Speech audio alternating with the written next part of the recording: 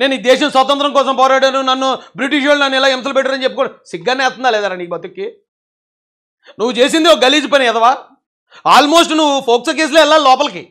చిన్నపిల్లల గురించి అంత అన్యాయంగా మాట్లాడినందుకు ఏదో నీ మీద ఫోక్సో కేసు పెట్టి పంపించాలరా లోపలికి. ఇంకా నేను మామూలు మనిషిగా పంపించారు. ఈ కూటమి ప్రభుత్వం పోలీసులు చాలా గొప్పోళ్ళు. షేపులు ఏమీ షకలు అవ్వకుండా షేపులు ఏ షేపులతో లోపలికి వెళ్ళావో అదే షేపులతో బయటకు వచ్చావు. హ్యుమానిటేరియన్ గ్రౌండ్స్లో కోర్టు వారు అన్ని రికార్డ్స్ పరిశీలించి నాకు ఇంటర్మ్ బెయిల్ ఇవ్వటం జరిగింది. దీన్ని తప్పుదో పట్టించడానికి ఆంధ్రప్రదేశ్ పోలీస్ యంత్రాంగం మొత్తం ట్రై చేస్తూ ఉంది. అనంతపురం సిఐ సాయినాథ్ గారు ఇదే పనిలో ఉన్నారు. చాలా ఇబ్బందులు పెట్టారు నన్ను, చాలా చిత్రహింసలకు గురి చేశారు ఆయన. బెయిల్ రాకుండా 311 సెక్షన్ నా మీద పెడతాం జరిగింది. 311 సెక్షన్ నాకు ఆప్ట్ అవుదండి. As per the given constitutional rule నాకు అసలు ఆప్ట్ అవునే అవుతుంది. దయతో కోర్టు వారు కూడా దీన్ని పరిగణలోకి తీసుకొని, నేను ఎటువంటి తప్పు చేయలేదండి, నేను ఎటువంటి తప్పు చేసినా కానీ మీరు ఏం చెప్తే నేను చేసేదానికి సిద్ధంగా ఉన్నానని చెప్పి తెలియచేస్తూ. అంత నీచుడు నువ్వు ఈరోజు పత్తితి కబుర్లు చెప్తా ఉంటే ఆ పత్తితి కబుర్లు వినడానికి ఎవ్వడూ సిద్ధంగా లేడు. కనీసం ఒక్కడు వీడియో పెట్టలేదు నీకు అనుకూలంగా, ఒక్కడు పోస్ట్ పెట్టలేదు నీకు అనుకూలంగా. నువ్వు బతుకుతున్నావు, పెంట మీద కుక్క బతుకుతుంది. ఎందుకురా బోరగడ్డి బతుకు? ఎంతసేపు పందిలా తినడం కోసమో లేకపోతే ఏదో డబ్బులు తెచ్చేసుకోవడం కోసమో ఇంకో దానికోసమో కాదు మనిషి బతుకంటే. నా తల్లి దగ్గర నేను ఉండటం జరిగింది. నా కన్న తల్లి చెన్నైలో నేను ఉండి మా అమ్మని చూసుకుంటా ఉన్నాను. కాబట్టి ఈ పరిస్థితుల నుంచి మీరు దయచేసి అందరూ కూడా ఈ పరిస్థితులు ఎవరికి రాకూడదండి. నేను మనస్ఫూర్తిగా కోరుతున్న పగలొక్కటి పరిస్థితులు రాకూడదని చెప్పి తెలియజేస్తూ.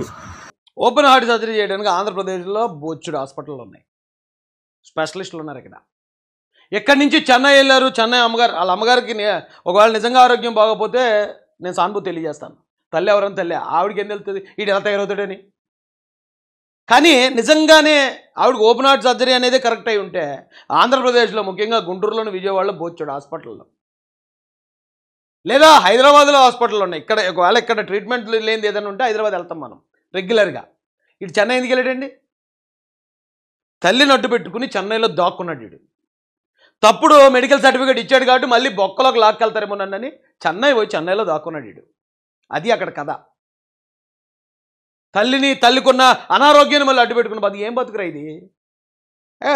వచ్చాం గొడవకు బయటకు వచ్చామంటే ఒక సిద్ధాంతంతో ఒక న్యాయమైన పాయింట్ పట్టుకుని తొడగొట్టి మీసం మెల్లేసి నిలబడాలా గ్రౌండ్లో. పవన్ కళ్యాణ్ గారు ఏదో సినిమా గబ్బర్ సింగ్లో చెప్తాడు, ఒరే వాగేయటం కాదు ఇలాగ అనుకోవటం కాదు, అన్న మాటమే నిలబడాలి రే అని. నిలబడాలా? ఆ మాటలో న్యాయం ఉంటే నిలబడతాం. మేము నిలబడ్డాం 5 సంవత్సరాలు. జగన్మోహన్ రెడ్డి గారు లాంటి మా పెద్ద ఆయన మీద నిలబడ్డాం. ఏది 51 మంది ఎమ్మెల్యేలు తిరుగులేని మెజార్టీతో ముఖ్యమంత్రి మీద నిలబడ్డాం డైరెక్ట్గానే. ఇప్పుడు వేళ మాకు అధికారం వచ్చింది, మేము తిట్టొచ్చు ఎవరినన్నా. తిడితే మా మీద అంతగా చర్య లేకుండా మేము తప్పించుకోగలం కూడా. కానీ గతంలో మాట్లాడిన దానికన్నా ఎక్కువ గౌరవించి మాట్లాడుతున్నాం జగన్మోహన్ రెడ్డి గారిని, ఎక్కువ గౌరవించి మాట్లాడుతున్నాం వాళ్ళ ఇంట్లో ఉన్న మహిళల్ని, ఎక్కువ గౌరవిస్తున్నాం వైసీపీ నాయకులను, ఓడిపోయిన నాయకుల్ని. మా మీద నా కుటుంబం మీద చంపాలనే ప్రయత్నాలు ఉన్నాయి. దానికి కారణం నారా లోకేష్, చంద్రబాబు నాయుడు గారు, పవన్ కళ్యాణ్ గారే. నేను చంపాలంటే 4 నెలలు ఎందుకురా? ఇప్పుడు మహాభారత యుద్ధం ఎందుకు జరిగింది? 18 లక్షల మంది ఎందుకు చచ్చిపోయారు అనుకున్నారా బోరుగడ్డ? మహిళను అవమానించారని, ద్రౌపదిని అవమానించారని. రామాయణం పేరుతో మొత్తం లంకంతా ఎందుకు నాశనం అయిపోయిందిరా బోరుగడ్డ? సీతాదేవిని అవమానించారని. నువ్వు అలాంటిది చంద్రబాబు గారి ఇంట్లో మహిళల్ని, పవన్ కళ్యాణ్ గారి ఇంట్లో మహిళల్ని, మాలాంటి వాళ్ళ ఇంట్లో మహిళల్ని ఎంతోమందిని అవమానించావు. ఒక్క మహిళను అవమానించినందుకే మహాభారతం పేరుతో 18 లక్షల మంది, రామాయణం పేరుతో లంక మొత్తం సర్వనాశనం అయిపోయింది. నీలాంటి వాడిని తొక్కిపెట్టి కోసి పారేస్తారు. నిజంగా చట్టాన్ని చేతిలో తీసుకోవాలనుకుంటే మహిళని, భార్యని, పిల్లల్ని కూడా అవమానించిన తర్వాత ఏం చేయకుండా ఉంటే అదే మగోడు బతుకని చెప్పి అనుకుంటే 4 నెలలు ఎందుకురా నీకు? 4 నెలలు నిన్ను మళ్ళీ ఎస్కాట్ ఇచ్చి కోర్టుకు పంపించి చక్కగా టైంకి ఉదయం 8 గంటలకు టీ, 11 గంటలకు భోజనం, 3 గంటలకు టీ, 5 గంటలకు భోజనం ఇచ్చి నిన్ను అంత అలా చూసుకుంటారా? నిజంగా కూటమి ప్రభుత్వం చంపేయాలంటేనే. ఇంతకుముందు గతంలో కొంతమందిని లేపేలేదా జైల్లో? నిద్రపోనెత్తలేదని డబ్బులు ఇచ్చుకుని దెబ్బరు అయిపోయాడు. నేను లేపాడు ఎంతసేపు రా కూటమి ప్రభుత్వం నిజంగా లేపేయాలనుకుంటేనే. బురద పందిని ఎవ్వరూ చంపరు. ముఖ్యంగా కూటమి విషయంలో, తెలుగుదేశం పార్టీ విషయంలో, జనసేన విషయంలో చట్టాన్ని చేతిలో తీసుకోవాలి, ఎవరినో చంపేయాలి, చంపేసి భయభ్రాంతులకు గురి చేసి అధికారంలోకి రావాలనే నైజం కాదు ఇక్కడ. చట్టపరంగా శిక్షిస్తాం, చట్టపరంగా కోర్టులో కేసేసాం, చట్టపరంగా నేను కోర్టు ముందు సబ్మిట్ చేసాం, కోర్టు చెప్పిన దాని ప్రకారం నేను జైల్లో కూర్చోబెట్టాం అంతే. నిన్నెవడు చంపుతాడు రా? నిన్ను చంపినా బురద పందిని చంపినా ఒకటే. కుటుంబ ప్రభుత్వం నాకేమైనా అయినా, నా బిడ్డలకి ఏమైనా అయినా, నా భార్యకి ఏమైనా అయినా, నా అమ్మ నా కన్నతల్లికి చెల్లెలకి ఏమైనా అయినా దానికి సంపూర్ణ జవాబుదారి కానీ దానికి కారకులు కానీ చంద్రబాబు నాయుడు గారు, ఆయన కొడుకు నారా లోకేష్, రెడ్ బుక్ రాజ్యాంగం అధినేత ఆయన ప్లస్ పవన్ కళ్యాణ్ గారని మనస్ఫూర్తిగా తెలియజేస్తూ, కోర్టు ధిక్కరణ ఎప్పుడు బోరుగడ్డ అనిల్ కుమార్ చేయడండి. అవసరమైతే ప్రాణం వదిలేస్తాను. కోర్టు ధిక్కరణ చేసే వ్యక్తిని కాదు.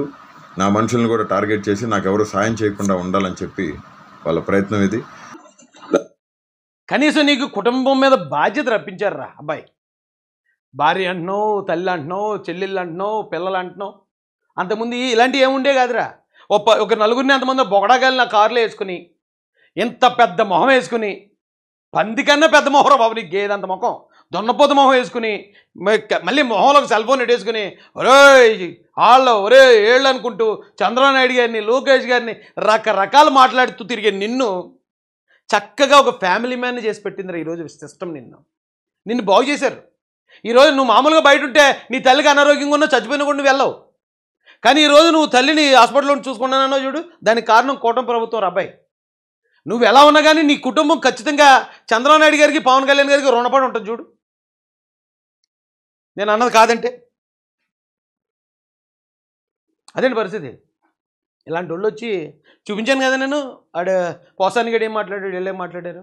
జనరల్గా చూసేవాళ్ళు కనిపిస్తుంది. నా మాట అంటేనే జైలు పెట్టేస్తారా, ఓ మాట అంటేనే ఇది చేసేస్తారా, అలా చేస్తారంటే ఒక మాట కోసమే కదా 18 లక్షల మందిని లేపేశారు భారతంలో. ఏమన్నారండి ద్రౌపది గారిని? దుర్యోధనుడు ఇలా తొడ మీద ఇలా కొట్టి ఇలా వచ్చాడు కూర్చోన్నాడు, అంతే మాట. ఏ వస్త్రాపహరణ ఏదైతే ఉందో వస్త్రాపహరణ చేద్దాం అనుకున్నారు, కానీ శ్రీకృష్ణుడు వచ్చేసాడు, అక్కడ అవమానం జరగలేదు ఆవిడికి. కానీ నోటి దూలం మాట ఎక్కడ దాకా చేస్తా చెప్తున్నాను నేను. దుర్యోధనుడు సైక్ చేసి దాన్ని నా తొడమే కూర్చోని చెప్పాడు. వెంటనే భీముడు లేచాడు, ఒరే నువ్వు నా భార్యని తొడమే కూర్చోమన్నావు కదా, నీ తొడకాలు బదులు కొట్టి నేను చంపకపోతే నా పేరు భీముడే కాదన్నాడు. తొడకాలు బదులు కొట్టి చంపాడు అంతే. ఆడొకటితో పోయిందా 100 మంది తమ్ముళ్ళు లేచిపోయారు కూడా. 100 మంది తమ్ముళ్ళతో పోయిందా మొత్తం 18 లక్షల మంది సైన్యం లేచిపోయింది. అర్థమైందా? మహిళని మాట్లాడేటప్పుడు ఒళ్ళు జాగ్రత్తగా పెట్టుకుని మాట్లాడాలా ఎప్పుడన్నా సరే. టైం అందరిది అన్నిసార్లు నడదు. అవమానపడ్డవాడు ఎవడైతే ఉన్నాడో ఆడికి సమయం వచ్చిందనుకో, అసలు కూటమి ప్రభుత్వం ఇంకా చాలా హుందాగా బిహేవ్ చేసింది వీడి దగ్గర. నిజంగా భార్యలను, పిల్లలను అంత దారుణంగా మాట్లాడే వాళ్ళ పట్ల ఇలాంటి జాలి చూపించకూడదు. చట్టాన్ని కూడా ఒకసారి అవసరం అయితే కాసేపు నమస్కారం పెట్టి పక్కన ఉండమ్మా అని చెప్పాలా. అర్థమైందండి? కానీ చాలా గౌరవించింది.